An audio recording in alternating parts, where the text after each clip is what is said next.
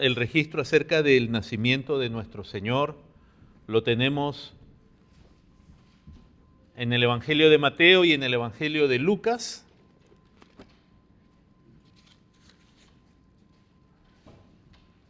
Y queremos resaltar esto, hermanos, primeramente el hecho de que siempre recordemos que la Biblia, las Sagradas Escrituras, es la palabra de Dios. Dios hablándonos a través de ella. Es perfecta, es inerrante, es gloriosa, es más valiosa que todo lo que tenemos, la palabra de Dios. Pero en esencia, en la Biblia, la manera que Dios se revela, Él se revela a través de la historia. Por eso en la Biblia se contiene la historia de la creación y vemos a Dios. La Biblia nos habla de Dios, de su obra creadora. Se narra también la historia de la caída del hombre. Vemos en las Escrituras el relato que Dios nos da acerca de cómo cayó la raza humana. Y también la Biblia contiene el relato de la redención, de la salvación de hombres. Y nos lo narra a través de la historia. Así que en su forma, digamos, fundamental, la Biblia es un libro histórico. Nos relata la historia de Dios en relación a la creación y a la humanidad.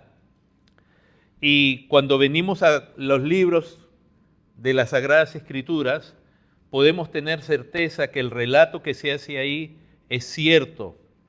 Y entonces cuando hablamos del nacimiento del Hijo de Dios, lo primero que tenemos es la seguridad de que sí sucedió. Primero, es un evento histórico, es un evento que sí sucedió. Es decir, no es una leyenda. El nacimiento de Jesucristo no es una leyenda como existen en nuestros países, leyendas de mitos o fábulas de distinto tipo. Esto sí ocurrió, está registrado en las Escrituras, en la Biblia, y la Biblia es el libro con registros históricos más confiables, el más confiable que hay. En los 1800 la Biblia sufrió una lucha, un ataque muy fuerte. Comenzaron a surgir muchos expertos, eruditos, que comenzaban a afirmar que la Biblia inventaba muchos personajes y pasajes. Pero al contrario, hombres dedicados aún a la arqueología y a la historia, tomaron la Biblia como referencia y buscando o partiendo de pasajes de las Escrituras, han encontrado numerosos nombres, registros de la historia, aún en distintos pueblos relacionados con Israel, y todo ello ha salido a la luz que es cierto. La Biblia es un libro históricamente acertado, porque es palabra de Dios, es verdad. Los escritores no mentían. Los escritores de las Escrituras, de las Sagradas Escrituras, han tenido la honestidad suficiente aún para narrarnos cosas que normalmente un libro que quisiera ser el libro de referencia de una religión no contaría. La Biblia nos cuenta la verdad de Dios, la verdad acerca de los hombres, de la historia. Puede ser que los hombres no lo entiendan, pero la Biblia es un libro histórico y es cierto. Y todos sus relatos históricos se han comprobado a través de la historia.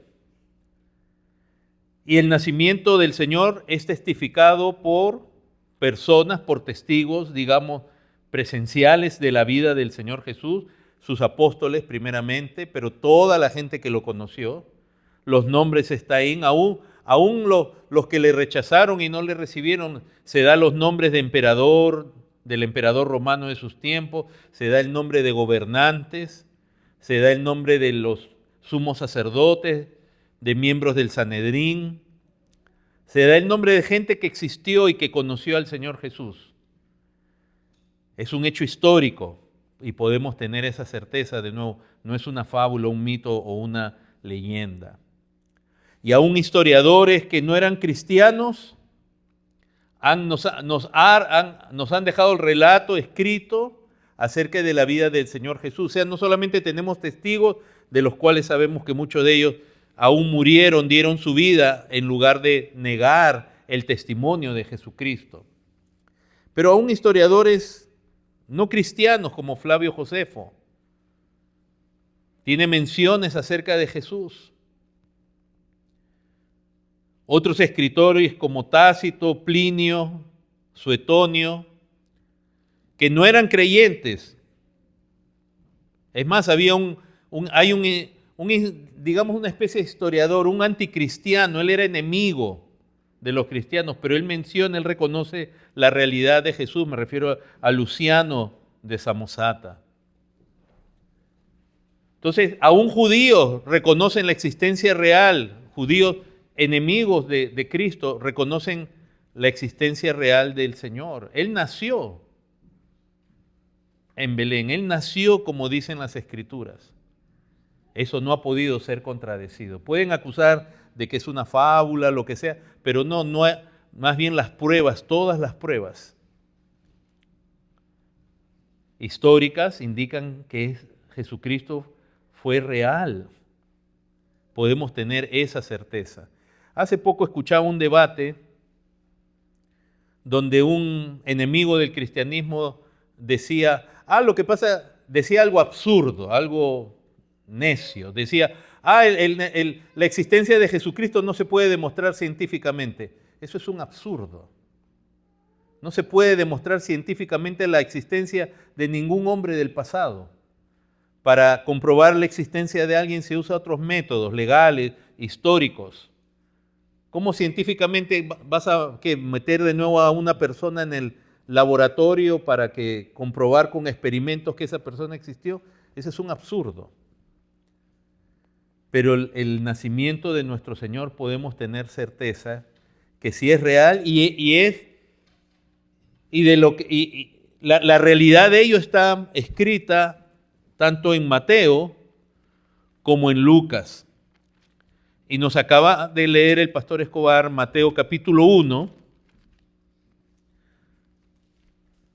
donde, si me acompañan por un momento, Mateo, inspirado por el Espíritu de Dios, tiene a bien guiarnos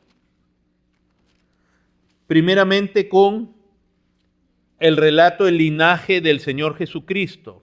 En la mañana, en la escuela dominical, ya hemos estado hablando de profecías y su cumplimiento en el Nuevo Testamento. No vamos a estar dedicándole tiempo ahora. Yo lamento por quizás los hermanos, las personas que nos ven por los medios, que no dé toda esa información tan abundante, porque ya le hemos dedicado una hora en la mañana. Pero verán que en el primer capítulo, en los primeros versículos, del verso 1 al 17, Mateo nos da el linaje del Señor, y como ya se dijo, es por medio de José, el esposo de María. Y hay dos cosas particulares que se resaltan en este linaje, y es que el Señor Jesús, como dice en el verso 1, libro de la genealogía de Jesucristo, hijo de David, hijo de Abraham. Nuestro Señor Jesucristo fue descendiente de Abraham y de David conforme a la carne. Y en el linaje ustedes van a ver el nombre de los descendientes de ellos. Se va a mencionar a Isaac, Jacob, Judá, Fares, etc. Y se llega a David y se sigue en la línea genealógica hasta llegar al Señor Jesús. Él es descendiente en la carne, según la carne, de Abraham y de David. Y no porque él haya sido hijo natural de José, porque él fue engendrado por el Espíritu Santo, pero aún en el matrimonio donde el Espíritu Santo vino a engendrar a nuestro Señor Jesucristo, tanto María como José, ambos descendían de ese linaje. Lo segundo que Mateo nos muestra es el anuncio del ángel a José, el que quería abandonar a María porque se halló que había concebido. Estaba encinta. Él la quería dejar secretamente. Ellos estaban comprometidos y de pronto se encuentra que ella está encinta. Y es un ángel que le aparece en sueños y le dice en el verso 20, José, hijo de David, no temas recibir a María tu mujer, porque lo que en ella es engendrado del Espíritu Santo es. Y esa es la otra gran verdad que se nos está declarando aquí, que Él es engendrado del Espíritu Santo, concebido por María, pero engendrado del Espíritu Santo. Él es el Hijo de Dios. Él es el Hijo de Dios eterno, que ahora fue engendrado, tomó carne, se hizo hombre, se hizo ser humano, en todo sentido, en alma, en cuerpo, en mente, en todo, se hizo humano como nosotros. En ese anuncio, también le dice en el verso 21, dará a luz un hijo y llamará su nombre Jesús. Se está declarando que Él es engendrado por el Espíritu, que Él es Dios. Su nombre implica que Él va a salvar a muchos. Y dice el verso 21, ¿de qué los va a salvar? Va a salvarlos de sus pecados. El mayor problema que tiene el ser humano. La raíz de todos nuestros males, de todos nuestros problemas de la raza humana, es ser pecadores. La gente quiere negar la fe, la religión cristiana y todo ello ahora que somos supuestamente tan modernos y dependemos tanto de la ciencia. Pero la realidad, la esencia del ser humano está afectada por el pecado. Y Jesucristo es el único que puede salvar al hombre del pecado, de su pecado. Ahora, esto no es algo que apareció, para hacerlo más maravilloso todavía, esto no es algo que apareció así de la nada, sino que había sido profetizado antes, siglos antes, por Isaías, donde en el verso 23 se dice que una virgen concebirá y dará a luz un hijo y llamará su nombre Manuel, que traducido es Dios con nosotros. O sea, para hacerlo esto más maravilloso, esto no es algo que a Dios se le ocurrió. Esto es algo que está determinado aún desde antes de la creación del mundo y que a su tiempo Dios anuncia siglos antes a través de un profeta. Y cuando ocurre, los judíos podían saber que había una referencia en las Escrituras acerca de este evento. Qué glorioso, hermanos, que Dios, con siglos de anticipación, anunció el nacimiento de nuestro Señor y Salvador. Él es Emmanuel, que traducido es Dios con nosotros. En Él Dios nos está visitando, hermanos.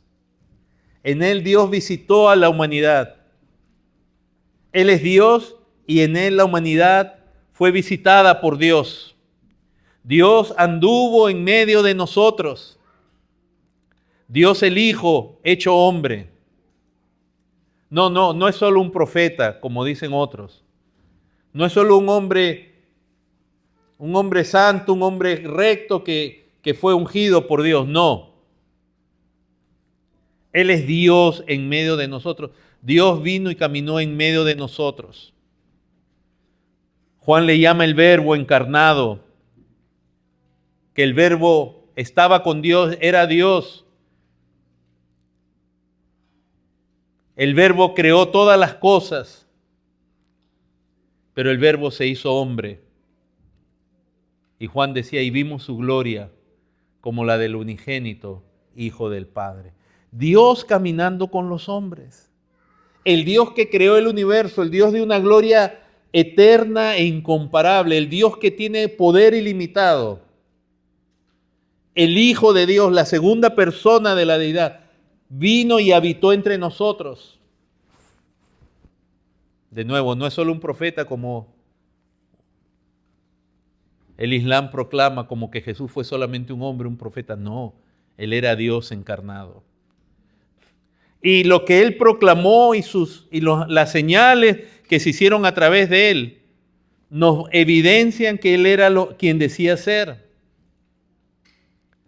Y lo que las Escrituras principalmente decían de Él. Porque Él no vino a buscar gloria para su nombre, sino a buscar gloria para su Padre. Y para hacer lo que el Padre le encomendó. Hermanos, Él fue engendrado por el Espíritu Santo, Él es el Salvador del hombre, Él es Dios con nosotros. ¡Qué buenas noticias! Buenas nuevas. Por eso el ángel decía, os doy buenas nuevas de salvación. Que os ha nacido hoy en la ciudad de David un Salvador, que es Cristo el Señor. Son buenas nuevas que Dios esté caminando con nosotros. Él vino, lamentablemente los suyos no le recibieron. Ellos solo veían la humanidad de Cristo delante de ellos y le menospreciaron. Pero hubieron quienes el Padre les concedió ver quién era. Y en algún momento, aún con algunos de sus discípulos, Él se transfigura y Él se muestra tal cual es. El Dios de gloria. Dios caminando entre nosotros. Yo no veo, hermanos, cómo los creyentes no se emocionan con esta gloriosa verdad.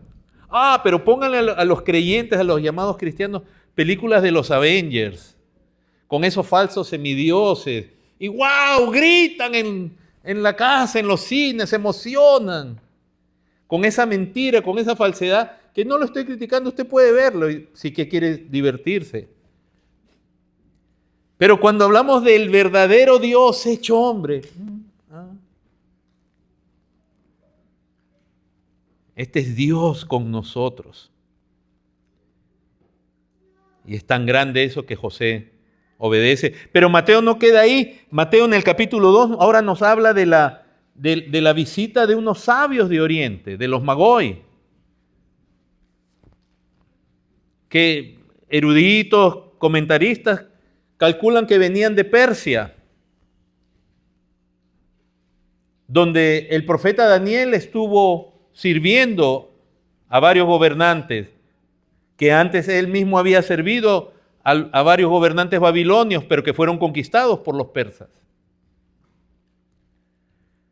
De alguna manera estos hombres tenían ya la profecía, el anuncio de que iban a ser el rey de Israel y que ellos entendían que iba a ser una estrella la que iba a hacer la señal. En estos días salió un estudioso y él piensa que él ya ubicó cuál es el fenómeno celestial que guió a estos magos. Él ha usado registros astronómicos de los chinos del año aproximadamente entre el 4 y el 6 antes de Cristo. No estoy diciendo que nuestra fe depende de la ciencia, pero hasta hay científicos que están buscando y dicen, posiblemente es esto, y por el ángulo, la velocidad de este cuerpo celestial moviéndose, desde la perspectiva de los magos parecería que eso se quedó encima del Señor. No necesitamos ese argumento. Ellos siguieron esa señal y es interesante que ellos vinieron a adorar a ese rey. O sea que Mateo es cuidadoso en enseñar que los gentiles, ni siquiera su pueblo, estaba interesado en adorarle, pero estos sabios vinieron, que no sabemos cuántos son. Sabemos que le dieron al Señor 3 regalos, pero no necesariamente eso significa que eran 3. Y que uno era blanco y el otro morocho y el otro. No sabemos. No sabemos. Pero gentiles venían a adorarle y le adoraron. Porque en el capítulo 2, dice en el verso 2, cuando ellos llegaron, dijeron, ¿dónde está el rey de los judíos que ha nacido? Porque su estrella hemos visto en el oriente y venimos a adorarle. Y después usted puede leer todo lo que ocurre porque Jerusalén se turba, el rey Herodes, la gente, los sabios, indagan y dicen, debe haber nacido en Belén. Y Herodes con mentiras quería tener la información del tiempo del nacimiento para matar a los niños de esa fecha. Los magos, por la gracia de Dios, fueron guiados para de vuelta a su camino sin volver donde Herodes. Pero antes de eso, en el verso 10 dice, al ver la estrella se regocijaron con muy grande gozo y al entrar en la casa vieron al niño con su madre y postrándose le adoraron y abrieron sus tesoros y le ofrecieron presentes, oro, incienso y mirra. Hermanos, si esa estrella era un ángel, también es posible. que los estaba guiando y que a la vista de ellos, a la distancia, parecería solamente un cuerpo luminoso. No sabemos qué era la estrella, pero sí sabemos que ellos llegaron ahí y le adoraron, y sus regalos dan testimonio de una manera muy simbólica de lo que iba a ser la vida de este señor. El oro, que era lo más valioso, un regalo digno de reyes, el incienso y la mirra. Interesantemente, la mirra que se usaba para embalsamar a los muertos, pero era una fragancia, era un ungüento muy especial. Y regresaron a su tierra por otro camino. Ahí es donde Mateo nos narra que Herodes en su rabia va a arremeter contra los niños nacidos en un tiempo aproximado donde él calculaba que habían nacido, y se ocurre una matanza. Pero Dios también envía un ángel a José. Y esta es una parte especial, hermanos, porque aquí vemos a Dios comunicándose con José. Dios no pasa por encima del orden que Él estableció en el hogar. En el hogar, Dios estableció al varón como cabeza. Y es Dios, a través de un ángel, hablándole a José de que reciba a María como mujer. Lucas nos habla de cómo el ángel le habla a María, porque nunca hemos negado la comunión o la relación que también Dios tiene con las damas. Pero Dios mismo no rompe el orden, y aquí cuando hay peligro, el ángel le aparece nuevamente en sueños a José y le dice: ándate a Egipto, huye, porque allá en Egipto, particularmente en la ciudad de Alejandría, había una colonia de judíos, la más grande del mundo. Colonia que se había formado desde los días en que Nabucodonosor destruyó el templo y los judíos fueron dispersos. Una de las colonias, quizás la más grande que ha existido, estaba en Alejandría. Así que José huye, porque van a matar al niño. Van a matar quieren matar al Señor.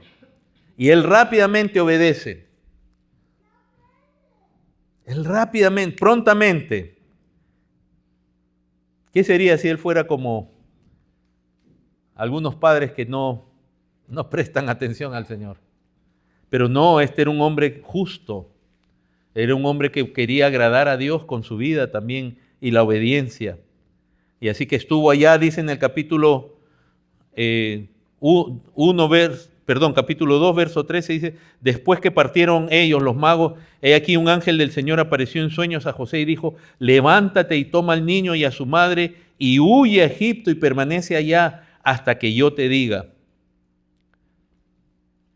Porque acontecerá que Herodes buscará al niño para matarlo. Y él, despertando, tomó de noche al niño y a su madre inmediatamente y se fue a Egipto. Y estuvo allí hasta la muerte de Herodes, para que se cumpliese lo dicho por el Señor por medio del profeta, cuando dijo: de Egipto llamé a mi hijo. De nuevo, profecías tras profecías. De Egipto llamé a mi hijo, lo vemos tanto en Éxodo como en Oseas, capítulo 11. Y se cumple en Cristo. Ahora es interesante, hermanos, que cuando vemos tanto en Éxodo, cuando Dios le dice a Moisés que le diga al faraón: deja ir a mi hijo, Israel es mi hijo, mi primogénito. Ya te he dicho que dejes ir a mi hijo. Y en Oseas 11 es muy interesante, muy importante ver que entonces Israel como nación, por causa de la obra de Dios para ellos, tipológicamente representaba a Jesucristo, porque esa palabra se cumple en Cristo. De Egipto llamé a mi hijo. Y ahí de nuevo dice verso 16: Herodes entonces, cuando se vio burlado por los magos, se enojó mucho y mandó a matar a todos los niños menores de 2 años. Esto en la historia, en la tradición cristiana, se le llama la matanza de los inocentes.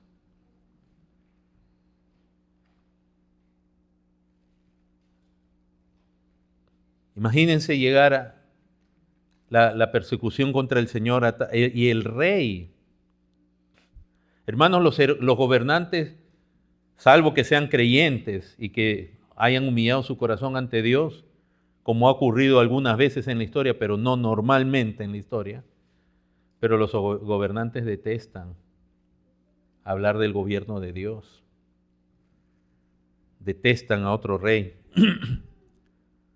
Y de nuevo en el verso 17 dice, entonces se cumplió lo que fue dicho por el profeta Jeremías, cuando dijo, voz que fue oída en Ramá, grande lamentación, lloro y gemido, Raquel que llora a sus hijos y no quiso ser consolada porque perecieron.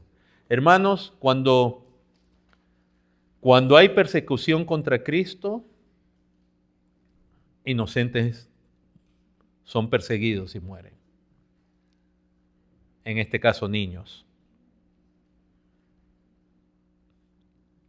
Ustedes ven la persecución que hay contra el cristianismo en distintos lugares, no es más que un reflejo del odio contra Cristo.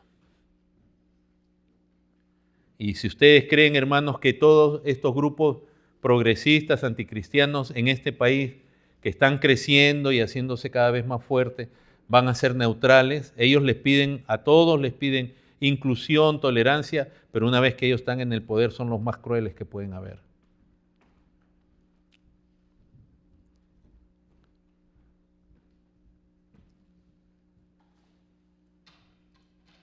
Y fíjense cómo las autoridades pueden, la gente que supuestamente debiera estar para el servicio y protección del ciudadano son un instrumento, más bien, de crueldad de los gobernantes anticristianos, llamémosle así.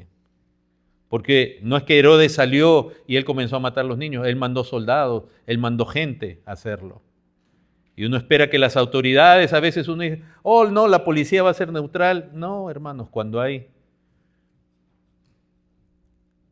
no necesariamente. No necesariamente. Hay algunos casos nobles que sí. Y vemos en las escrituras, por ejemplo, parteras que se negaron a obedecer al faraón.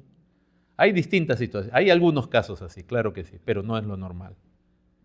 Ahora fueron solo 2 parteras, pero ¿cuántos niños murieron en los días de Moisés? Quiere decir que la mayoría sí siguieron. Hermanos, el Señor entonces en su niñez fue perseguido y después que muere Herodes, en el verso 19, después que muerto Herodes, he aquí el ángel del Señor apareció en sueños a José en Egipto, diciendo, levántate, toma al niño y a su madre y vete a tierra de Israel, porque han muerto los que procuraban la muerte del niño. Entonces él se levantó y tomó al niño y a su madre y vino a tierra de Israel. Pero oyendo que Arquelao reinaba en Judea en lugar de Herodes su padre, tuvo temor de ir allá, pero avisado por revelación en sueños, se fue a la región de Galilea y vino y habitó en la ciudad que se llama Nazaret, para que se cumpliese lo que fue dicho por los profetas, que habría de ser llamado Nazareno.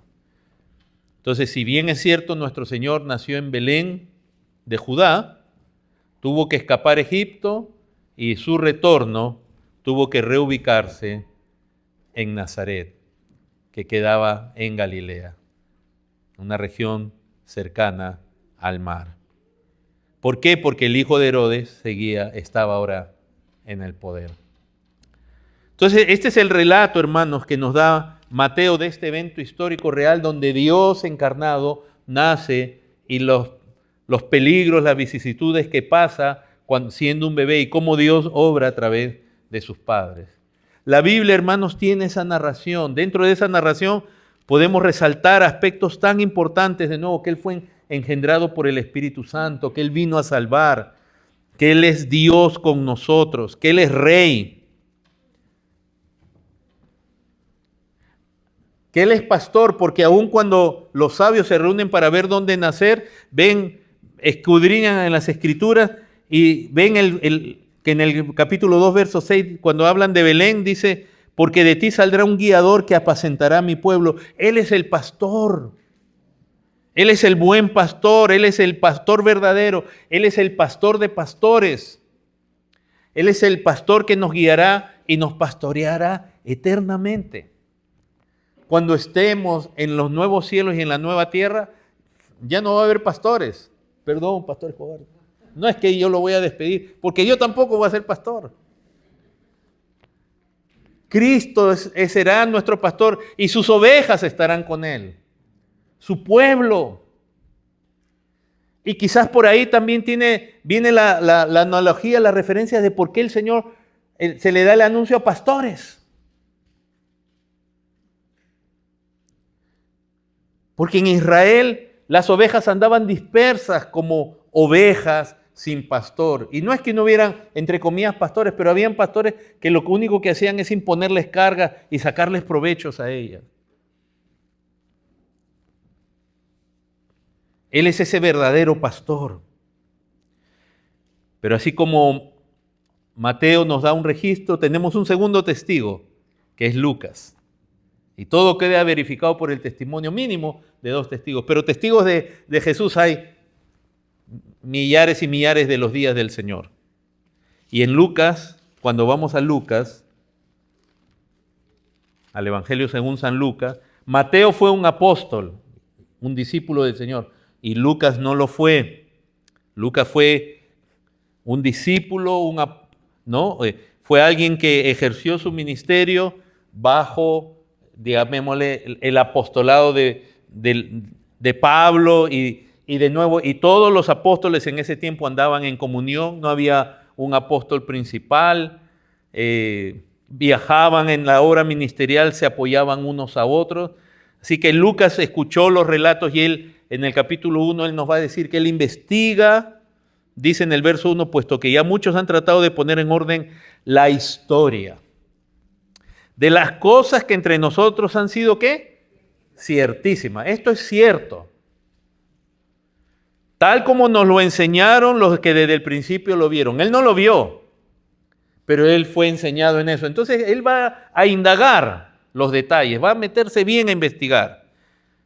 Dice, los que desde el principio lo vieron con sus ojos y fueron ministros de la palabra, me ha parecido también a mí, después de haber investigado con diligencia todas las cosas desde su origen, escribírtelas por orden, oh excelentísimo Teófilo. No es que él dudaba y quería averiguar, sino para escribir, ponérselas por orden, porque él le está mandando este escrito a un tal Teófilo, al cual también le va a llevar de referencia, lo va a llamar de referencia en el libro de los Hechos.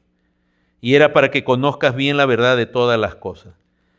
Lucas, obviamente, se nota por el griego en el que escribe, por el contenido, los detalles. Él era médico y él era un hombre bien preparado, ¿no? En el pueblo de Dios ya sabemos nosotros que Dios no hace distinción de clases sociales.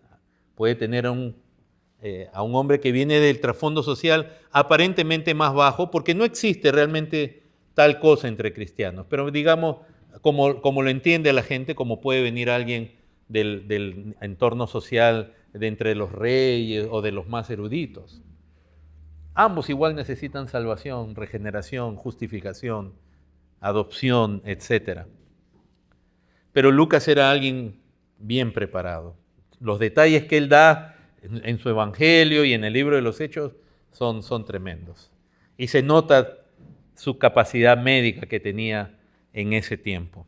Él escribe con un detalle y lo primero que nos va a hablar es de Juan el Bautista, ¿verdad? Pero en el capítulo 1, verso 26, porque lo primero que se habla es del anuncio del nacimiento de Juan el Bautista, cuya vida también había sido profetizada cientos de años antes. Isaías, etc. En el verso 26, Lucas lo que va a darnos es la anunciación, no a José, sino a María. Al 6º mes el ángel Gabriel fue enviado por Dios a una ciudad de Galilea llamada Nazaret, a una virgen desposada con un varón que se llamaba José, de la casa de David, y el nombre de la virgen era María. Miren cómo nos está resaltando la escritura. Dios está enviando un ángel. Ahora sí nos dice el nombre del ángel. Nos dice a qué tipo de joven, dice a una virgen. Era una muchacha que no había conocido varón, no había tenido intimidad física con ningún hombre, no estaba casada.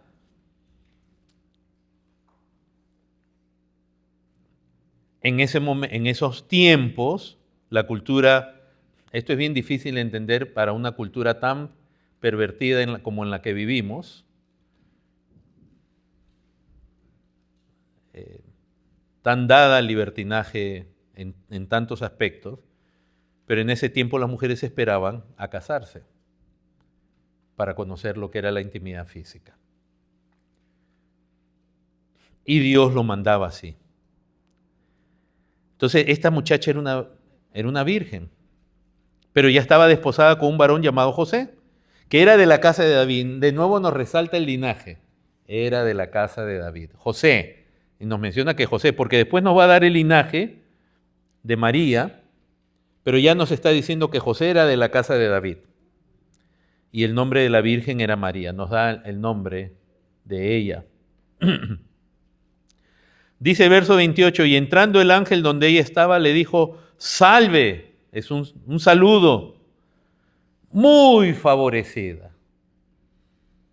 No busques méritos en María. No busques mérito en una mujer ni en un hombre. Mira el favor de Dios con ellos, contigo. Muy favorecida. El Señor es contigo. O sea, el Señor que la creó, y ojo, entre otras cosas podemos decir, el Padre y el Hijo como creador, como co-creador, junto con el Espíritu Santo, aquel ser que ella iba a concebir en su vientre, hecho hombre, es el que la creó a ella. Y es quien desde la eternidad, en la elección, porque es el Padre el que elige, ¿no? Y el Espíritu Santo es quien efectúa la elección. Es el que regenera, por ejemplo, es el Espíritu Santo. Y es el Hijo, que en este caso va a ser concebido en ella. Le dice, el Señor es contigo. Entonces le dice, bendita, dichosa tú entre las mujeres. Yo no sé cómo podemos nosotros, tantos millones de personas, buscar, cambiar las palabras y el favor hacia ella, el favor de Dios con ella, la bendición, la dicha para ella, transformarlo como que es un mérito de ella, como que ella es súper especial. Es Dios. Hermanos, si Dios no lo hubiera escogido a ella, María hubiera sido una joven más. Creyente, porque le vemos que era creyente.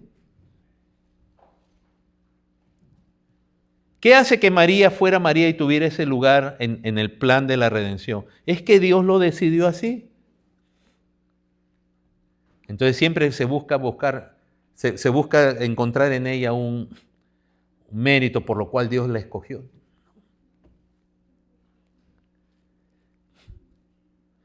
Por eso en el verso 29 ella se sorprende, ella dice, ¿cómo dirían los muchachos ahora? Wow. ¿Qué saludo es este? ¿Qué está pasando? Ella ni sabía lo que iba a pasar.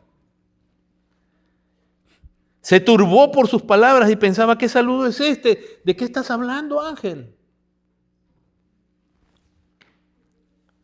Entonces el ángel le dijo, María, no temas, mira, has hallado gracia delante de Dios. O sea, es la gracia de Dios contigo. Esto es algo inmerecido. No le dice, tú mereces gracia. Hallar gracia es eso, es recibir, es una expresión que se usaba para decir, has recibido gracia de alguien superior a ti. Y ahora concebirás en tu vientre, la mujer concibe, dice, y dará a luz un hijo y llamará su nombre Jesús, el mismo nombre que le dijo el ángel a José. Este será grande, será llamado Hijo del Altísimo, ahí nos está revelando que es Hijo de Dios, y el Señor Dios le dará el trono de David su padre. Ahí vemos cómo intercaladamente, presten atención a esto, como cuando le dice el Señor es contigo y el Señor Dios le dará el trono de David el padre. Miren cómo se usa el término, el título de Señor, y obviamente se está refiriendo ahí al Padre. Y ese mismo término y ese mismo título, como pasa en el Antiguo Testamento, también se usa para Cristo, porque si alguien no reconoce que Cristo es el Señor, no puede ser salvo. Pero en este caso se está refiriendo al Padre. Y reinará sobre la casa de Jacob para siempre, y su reino no tendrá fin. Ya también lo introduce como rey. Entonces María dijo al ángel, ¿cómo será esto? No conozco varón. Hermanos, María es un recipiente de la gracia de Dios, del favor de Dios. Ella no tuvo nada que ver con esto. ¿Qué tuvo que ver? Su obediencia. Ella ni lo planeó, ni lo escogió, ni ella misma está sorprendida.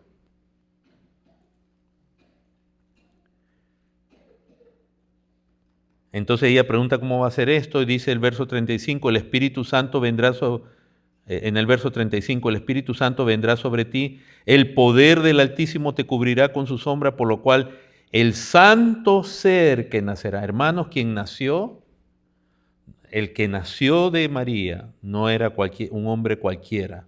Era igual que nosotros en todos, pero era santo. Alguien como no es ninguno de nosotros. El santo ser que nacerá será llamado Hijo de Dios.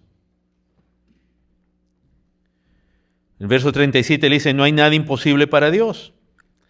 Y lo que hay en María, y este es el principio, hermanos, de cuando Dios elige y escoge por gracia, siempre Él nos capacita y nos habilita para decir amén. Dice María, he aquí la sierva del Señor, verso 38, hágase conmigo conforme a tu palabra. Y el ángel se fue de su presencia. Esa está entre los principales, después viene Elizabeth, y le dice, tú eres bendita, o sea, entre las mujeres se te ha concedido algo que a nadie más se le va a conceder. El bebé en el vientre de Elizabeth saltó, era Juan el Bautista, ¿no? Ella fue llena del Espíritu Santo. Es tremendo lo que... Y María en gratitud alaba al Señor. No hay... ¿por qué? ¿Qué tiene que ver María con...? Nunca vemos que... Por lo más que vemos que Elizabeth le dice, bendita tú entre las mujeres y bendito el fruto de tu vientre. Es decir, dichosa eres.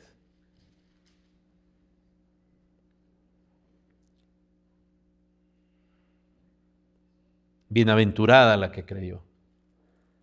Y María, ella prorrumpe en el verso 46 en lo que se conoce como el Magnificat, esa alabanza a Dios. Y ella dice en verso 46, engrandece mi alma al Señor. Mi espíritu se regocija en Dios mi Salvador. Y miren las palabras, porque ha mirado la bajeza de su sierva. Ella se veía indigna. Pero he aquí desde ahora me dirán bienaventurada todas las generaciones. Y ciertamente aún nosotros decimos, qué bienaventurada, dichosa. Tuvo la dicha de ser la madre del Señor. Me ha hecho grandes cosas el poderoso. O sea, esto no viene de mí. Santo es su nombre, su misericordia es de generación en generación a los que le temen. Hizo proezas con su brazo, esparció a los soberbios en el pensamiento de sus corazones, quitó de los tronos de los poderosos y exaltó a los humildes. Hermanos, ¿saben? Cuando vemos esta expresión de alabanza y las palabras que ella dice, podemos ver que el Espíritu de Dios está obrando en la vida de María, porque si no, ella no fuera capaz de decir estas palabras. Verso 52, quitó de los tronos a los poderosos y exaltó a los humildes y a los hambrientos colmó de bienes y a los ricos envió vacíos. Socorrió a Israel su siervo, acordándose de la misericordia de la cual habló a nuestros padres para con Abraham y su descendencia para siempre. Tremendo, hermanos. De ahí en el capítulo 2 ya no vamos a entrar, lo pueden leer después. Va a entrar a los detalles del nacimiento, como el emperador romano llama un censo, y por esa razón José y María, que estaban en Nazaret, van a Belén, porque el censo tenía que ser en la ciudad donde tú habías nacido o que te correspondía, y ahí es donde ella va a dar a luz. Eso está en el capítulo 2. En el verso 6 dice: aconteció que estando ellos allí, se cumplieron los días de su alumbramiento, el parto, y dio a luz a su hijo primogénito, y lo envolvió en pañales y lo acostó en un pesebre porque no había lugar para ellos en el mesón. Ahora, los ángeles, un ángel se manifiesta a pastores que habían cerca en la misma región cuidando el rebaño y les dan el anuncio del nacimiento del Señor. Pero no solamente eso, sino que en el verso 13 aparece toda una multitud de ángeles, de huestes celestiales, que alababan a Dios y decían: gloria a Dios en las alturas. Hermanos, los ángeles, en el nacimiento del Señor, eso fue una explosión, si pudiera usarse ese término. Ojalá que YouTube no lo prohíba. Pero de alabanza, de gloria. Los ángeles, hermanos. Gloria a Dios en las alturas, y en la tierra ellos veían paz, buena voluntad para con los hombres. No es paz para los hombres de buena voluntad, como alguien nos enseñó hace muchos años en la iglesia, que es un error decir paz a los hombres de buena voluntad, porque no hay hombres de buena voluntad. Es la buena voluntad de Dios a los hombres. Que Dios concede que ángeles aparezcan en alabanza, un culto de alabanza angelical a Dios, y luego ellos suben al cielo nuevamente. Y entonces los pastores van corriendo, y encuentran a María, a José y al niño en el pesebre. Y comienzan a hablar lo que se les había dicho. Y todos se maravillaban, María meditaba en estas cosas. Verso 20, y volvieron los pastores glorificando y alabando a Dios por todas las cosas que habían visto y oído, como se les había dicho. De ahí se nos narra cómo el Señor fue circuncidado conforme a la ley, y cómo María, después del tiempo de la purificación, porque había un tiempo de purificación dado por Dios a las mujeres después de dar a luz, porque habían derramado sangre, más o menos redondeando 30 días cuando se daba a luz un varón, 2 meses cuando se daba a luz una mujer, y de ahí se tenía que presentar una ofrenda. Y en este caso el mismo Señor, por ser también primogénito. Así que conforme a la ley fue presentado el Señor, fue llevado al templo, y ahí es donde Simeón lo ve. Dice en el verso, vamos a leerlo desde el verso 21. Cumplidos los 8 días para circuncidar al niño, le pusieron por nombre Jesús, el cual le había sido puesto por el ángel antes que fuese concebido. Jesús, un nombre especial porque implica Salvador. Yo no sé de dónde, hermanos, los hispanos, los latinos, los españoles, ¿de dónde hemos agarrado la costumbre de ponerle Jesús a nuestros hijos? No estoy, por si alguno aquí se llama Jesús, no se sienta, no es una crítica. Me refiero a otras culturas, no se atreven a ponerle ese nombre a sus hijos. Y de Jesús pasó a Chuy y de no sé qué y ya. Pero el nombre es un nombre de nuestro Señor, un nombre especial que implica que es Salvador. Y no es un pecado que a alguien le hayan puesto, ya se lo pusieron el nombre, ¿no? Pero solo Jesús puede salvar. Verso 22, cuando se cumplieron los días de la purificación de ellos conforme a la ley de Moisés, le trajeron a Jerusalén para presentarle al Señor, como está escrito en la ley del Señor: todo varón que abriere la matriz será llamado santo al Señor. Ese se refiere al primogénito. y para ofrecer conforme a lo que la ley dice en la ley del Señor, un par de tórtolas o 2 palominos para la purificación.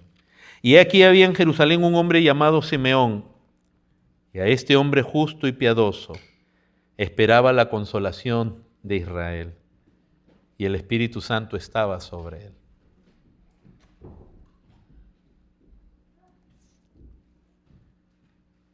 Y le había sido revelado por el Espíritu Santo que no vería la muerte antes que viese al ungido, al Mesías. Y movido por el Espíritu vino al templo. Y cuando los padres del niño Jesús lo trajeron al templo para hacer conforme a él conforme al rito de la ley, él le tomó en sus brazos y bendijo a Dios diciendo: ahora, Señor, despides a tu siervo en paz, conforme a tu palabra, porque han visto mis ojos tu salvación.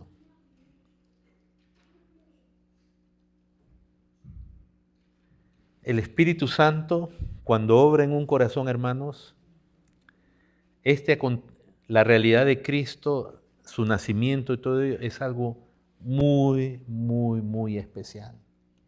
Fíjense que Dios mismo nos muestra, son poquitos: Elizabeth, Simeón, Ana, pastores. Él estaba agradecido a Dios, había visto al Mesías, y en Cristo él vio al Salvador. Él es tu Salvador. Él es el único que te puede salvar del mayor problema que tú y yo tenemos, que es el pecado. Y que si tú ya has creído en Él, ya por fe eres salvo, si has creído en Él, en el hecho de que Él se haya hecho hombre para tomar tu lugar y pagar por ti en la cruz y ofrecerte paz de Dios por medio de Él y perdón, tú eres perdonado, tú eres limpio, Dios es contigo. Porque no hay otro nombre fuera del cielo, en el cual podamos ser salvos. No hay otra manera. Tu mayor problema, el mío, es el pecado. Él vino para salvar a su pueblo de su pecado. Y Simeón decía: han visto mis ojos tu salvación. Él esperaba la consolación anunciada por Isaías, cuando decía: consolaos, consolaos, pueblo mío. Doble has recibido ya de tu Dios. Y le dice: he aquí envío mi mensajero, por Juan el Bautista. Él le tomó en los brazos, bendijo a Dios y le dice: ahora, Señor, despides a tu siervo en paz, conforme a tu palabra. ¿Cuánta falta nos hace ver a Cristo como Salvador, como en aquel en el cual Dios nos da todo? Qué precioso. José y su madre estaban maravillados. Recuerden, ellos no entendían todo lo que se decía conforme al Señor. Su madre María tampoco.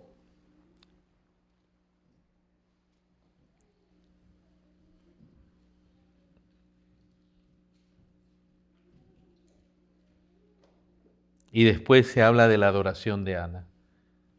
Hermanos, el nacimiento del Señor es algo glorioso. No sabemos si fue el 24, 25 de diciembre. No hay fecha.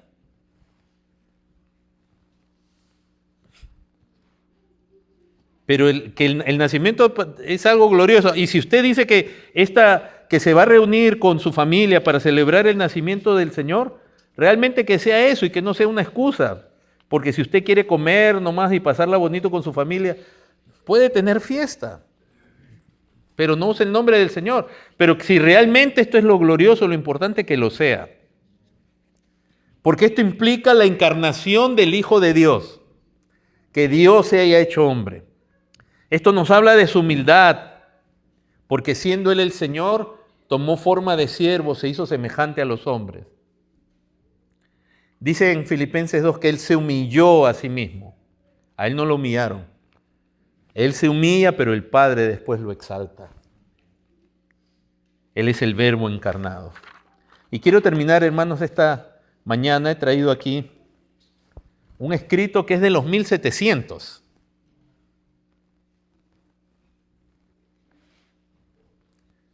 O sea, hace de verdad aproximadamente casi 300 años que se escribió esto. Esta es la copia de una prédica, de un sermón,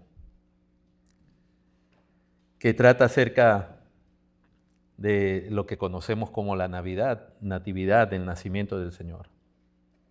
Su prédica comienza con Mateo 1:21, donde dice: dará a luz un hijo y llamará su nombre Jesús, porque él salvará a su pueblo de sus pecados. Y en ese tiempo, hermanos, los pastores y los grandes predicadores tenían la misma preocupación que hoy día los pastores debiéramos tener. Y es que realmente, si hablamos del nacimiento o de la Navidad, se trate realmente del Señor, y no tanto de comida, de regalo o de pretextos. Vivimos en una cultura muy secular, donde no hay ninguna consideración, ya no hay consideración para el día domingo, que es el día del Señor. Como sin ningún respeto, hace mucho se han metido deportes y actividades los domingos, para que la gente anda distraída en muchas cosas y no puede, ni siquiera ya tiene tiempo para Dios. Deportes, actividades de esparcimiento, festivales, se hacen en domingo. Y después nos preguntamos por qué el mundo está así. Si la gente ya ni siquiera le dedica tiempo a Dios. Este hermano, no les estoy dando su nombre todavía, yo estoy consciente de eso, pero él dice así: la celebración del nacimiento de Cristo debe ser un deber de gran estima para la mayoría o para los muchos que profesan ser cristianos. Cuando consideramos que Dios condescendió y el amor del Señor Jesucristo en someterse a ser nacido de una virgen. Miren, siendo Dios, nacer de una virgen. Una virgen que era una criatura que Él mismo creó. Y especialmente cuando sabemos del amor de Cristo, porque Él sabía cómo iba a ser tratado en este mundo, cómo iba a ser rechazado, cómo se iban a burlar de Él, y cómo iba a vivir una dolorosa y vergonzosa muerte. Que Él sería tratado como la peor escoria de la humanidad.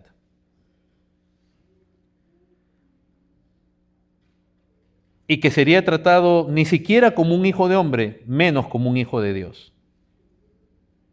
Esto nos debiera hacer considerar, hermanos, dice, admirar el amor del Señor Jesucristo, quien estuvo tan dispuesto en ofrecerse a sí mismo como el pago por los pecados de su pueblo. Así que cuando vino la plenitud del tiempo, Cristo vino, nacido de mujer y nacido bajo la ley. Él vino de acuerdo al consejo eterno del Padre. Él vino no en gloria y en esplendor, sino como aquel que trajo salvación con Él. Y sí, Él nació en un establo, fue puesto en un pesebre, ganado fueron sus compañeros. Qué sorprendente condescendencia del Señor Jesucristo para bajar tan bajo, hacerse tan pobre por causa nuestra. Sí, hermanos. Pues los gobernantes desde allá arriba gobiernan, pero ellos no dejan sus lujos ni sus riquezas. Pero este dejó sus riquezas, la gloria eterna, y se hizo pobre por nosotros. Él no nació en un palacio, no había lugar para él en el mesón, y fue puesto en un pesebre. El creador del universo, junto con su padre, le pusieron pañales. Fue amamantado. Se dispuso completamente en las manos y en la voluntad de su Padre y aún de una mujer que Él había creado. Qué gran amor. ¿Qué amor es este? Qué grande y maravilloso amor está aquí, que el Hijo de Dios habría de venir al mundo en tan pobre condición para librarnos del pecado y de la miseria en el cual estábamos envueltos por nuestra caída, la caída de nuestros primeros padres.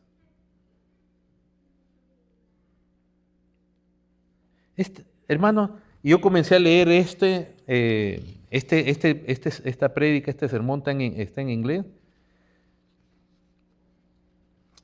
Y entre las cosas que él dice así, miren, para que vean cuán antiguo es esto, dice así: el Señor Jesús vino a nuestra salvación, pero lo hizo en amor, por puro amor.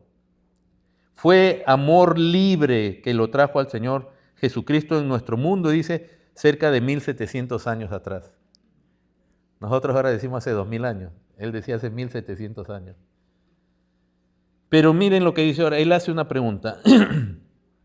Y debemos entender el contexto también de por qué también en cierta manera se abraza el celebrar un día de Navidad. No estoy diciendo que esta es la razón, es válido. No hay un mandato en la Biblia, yo sé, pero cuando existían reyes soberanos en la tierra, esto fue escrito antes de que Estados Unidos se independizara de Inglaterra, imagínense. Estados Unidos era colonia británica. Y en ese tiempo las naciones celebraban los nacimientos de sus reyes. Y entonces él pregunta, dice, ¿acaso solo debemos nosotros celebrar el nacimiento de nuestros reyes y no el nacimiento del Redentor, quien nos redime de nuestros pecados, de la ira y de la muerte y del infierno? O sea, por eso ahí le vemos un poco más de sentido también. Si las naciones tenían por costumbre recordar el nacimiento de su rey, ¿cuánto más de este rey eterno?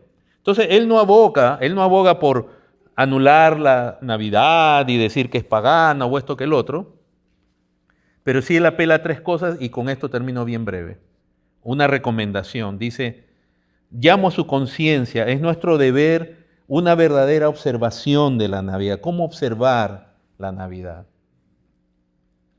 La manera correcta de glorificar a Dios. Y él dice, primero, si tú dices que celebras esto, pero gastas la mayor parte de tu tiempo en juegos o en cosas vanas, no estás realmente honrando el nacimiento del Señor. Y cuando yo leí eso dije, tiene razón.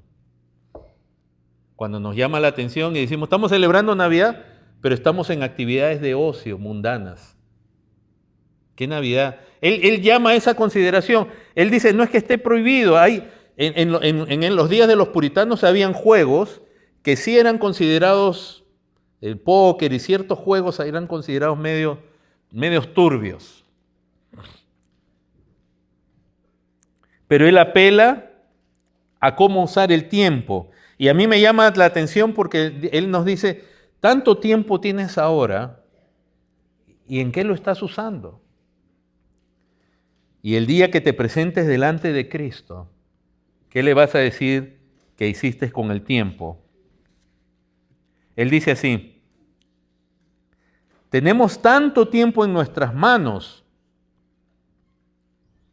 y está bien, pero ¿cómo puede ser que teniendo tanto tiempo en nuestras manos, hagamos tan poco? Y es verdad, hermano. Entonces, ¿cuántas veces decimos, tenemos tiempo, pasan los años, y qué hemos logrado con ese tiempo? ¿Y qué le vamos a decir a Dios como administradores del tiempo? Pero particularmente Él lo enfoca a la Navidad, que no lo usemos en cosas que son simplemente una pérdida de tiempo, sino que dediquemos tiempo a lo que el Señor. Segundo, dice, no podemos celebrar bien este tiempo si solamente nos dedicamos a comer y a beber en exceso. Uy, esa dolió. O sea que eso no es un problema de ahora nada más. Y él comienza a hablar, que él comienza a dar gracias, dice, está bien por todo lo que Dios nos ha dado en abundancia. Pero a veces nosotros nos abocamos, y este es un concepto que yo sé que hemos perdido ahora. Dice en lo que es la lujuria de la glotonería.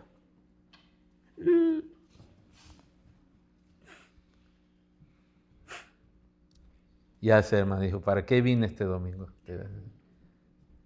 Pero él no está en contra de que comamos, de que celebremos lo que Dios nos da. No, él lo dice explícitamente. Pero en ese tiempo se consideraba la glotonería como un acto de lujuria.